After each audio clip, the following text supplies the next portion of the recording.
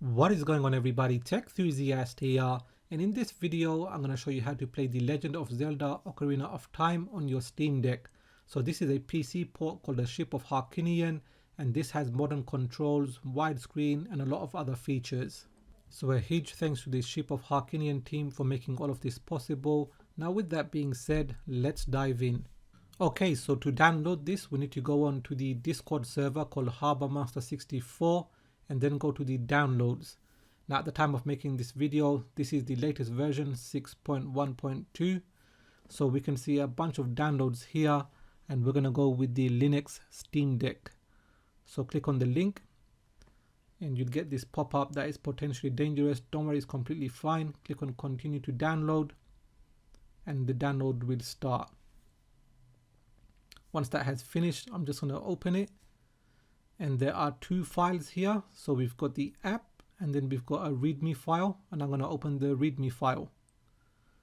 So here there are three games that are supported. So firstly we have the Ocarina of Time PAL GC.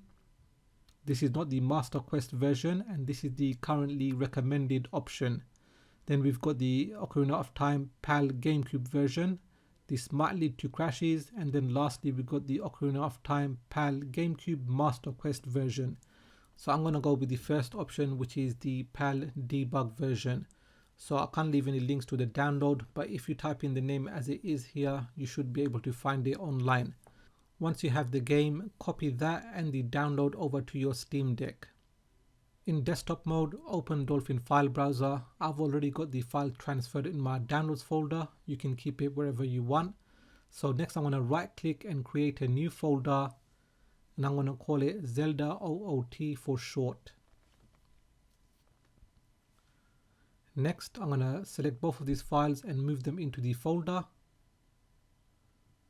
And then I'm going to right click on the downloaded file and extract it here.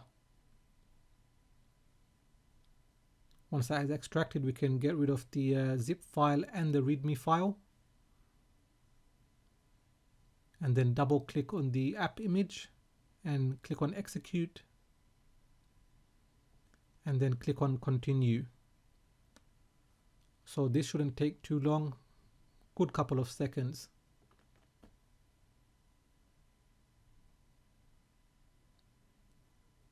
And once that is done, the game will open automatically.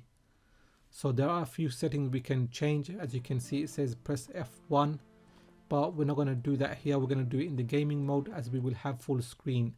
So I'm just going to close it. And then lastly, we need to add this game to the Steam library. So right click and click on add to Steam.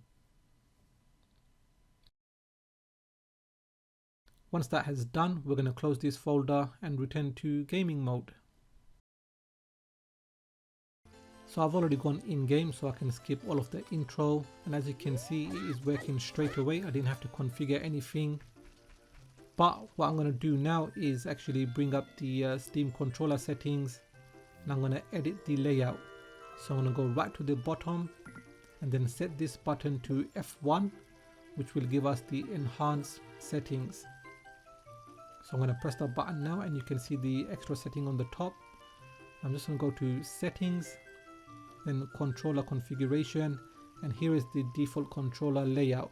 Obviously you can change it to your liking, and currently the right stick, it is disabled. Well, it is actually assigned to the C buttons, but you can change that if you want. Next I'm going to go to enhancements. There are a lot of settings here. I'm just going to go with restoration and give Ganon red blood, which he had in the version 1 of the game. Next we have a new option here, auto save. So this can be triggered by going into a new area or getting an item, as you can see here, but I'm not going to use that. And then on the bottom, skip text, just hold the B button and it should whiz through the text.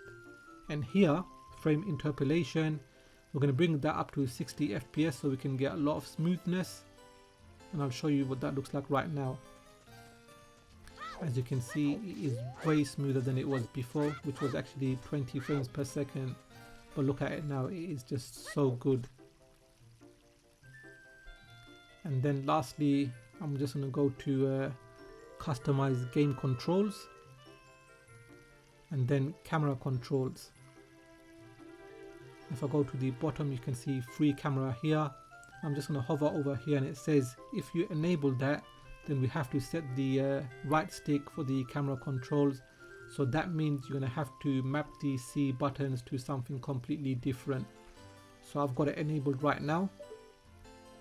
And if I go to settings, then controller, and all you have to do is just click on it and then press up on the stick and so on. And as you can see on the right hand side, it has disabled the C buttons, and you will have to assign them to your liking. So yeah, that is pretty much it. Obviously you can do a lot of settings, there are cheats on here as well, but you can discover that all on your own.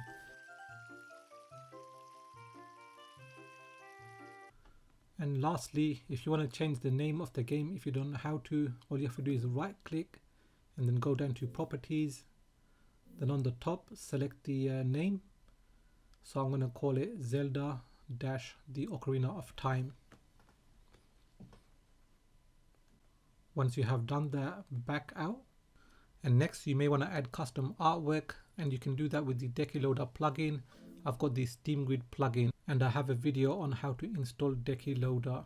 So I'm going to click on change artwork, and you will get all of these artworks here. And I'm going to go with the first one. So just tap on A and it will apply it. Once that is done, click on R1 and apply your next artwork, and so on. It is straightforward. So that is it. This is how you get the PC port of The Legend of Zelda Ocarina of Time working on your Steam Deck.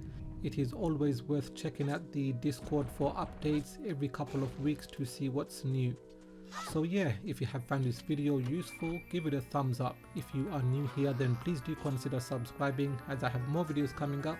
So make sure you hit that bell icon so you get notified as soon as I release my videos. Please do follow me on Twitter and Instagram.